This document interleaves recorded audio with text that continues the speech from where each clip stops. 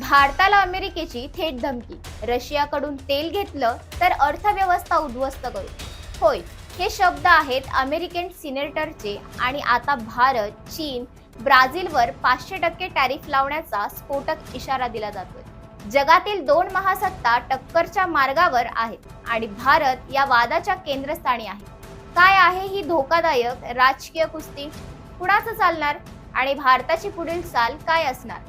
चला जाणून घेऊया या सविस्तर व्हिडिओत. नमस्कार, मी तन्वी सुनील आणि आपण पाहत आहात प्रबुद्ध भारत. जगात सध्या तणावाचं वातावरण आहे. युक्रेन युद्ध, रशियावर निर्बंध आणि दुसरीकडे भारत, चीन, ब्राझील सारखे देश रशियाकडून स्वस्त तेल खरेदी करत आहेत आणि यावरूनच अमेरिकेने आता थेट धमकीचा इशारा दिला आहे.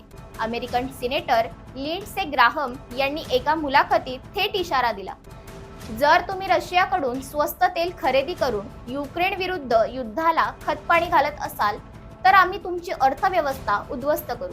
होय, त्यांनी भारत, चीन, ब्राझील यांना थेट उल्लेख करत म्हटलं, या देशांनी जर थांबून न दिलं तर यांच्यावर 500% आयात कर लावण्यात येईल.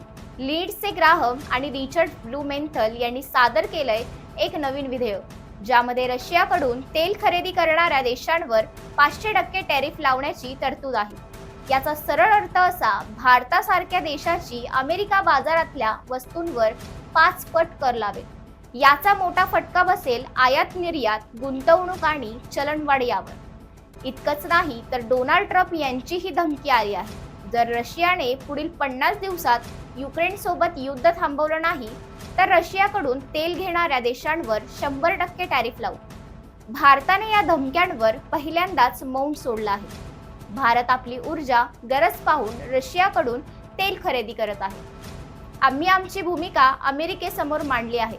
भारताचे राजदूतही सक्रिय झाले आहेत आणि आता राजनैतिक चर्चांची नवी फेरी सुरू झाली आहे.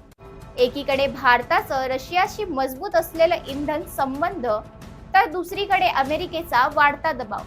या तेल युद्धातून उद्या काय चित्र उभं राहील? तेल फक्त इंधन नाही, ते आता जागतिक सामर्थ्याचं शस्त्र बनलंय. भारत एका मोठ्या निर्णयाच्या उंबरठ्यावर उभा आहे. युद्ध, व्यापार आणि धोरण या सगळ्यांच्या भोवऱ्यात भारताची पुढील चाल काय असेल? तुम्हाला काय वाटतं? कमेंटमध्ये नक्की सांगा. व्हिडिओ आवडल्यास लाईक, शेअर, सबस्क्राईब करायला विसरू नका. धन्यवाद.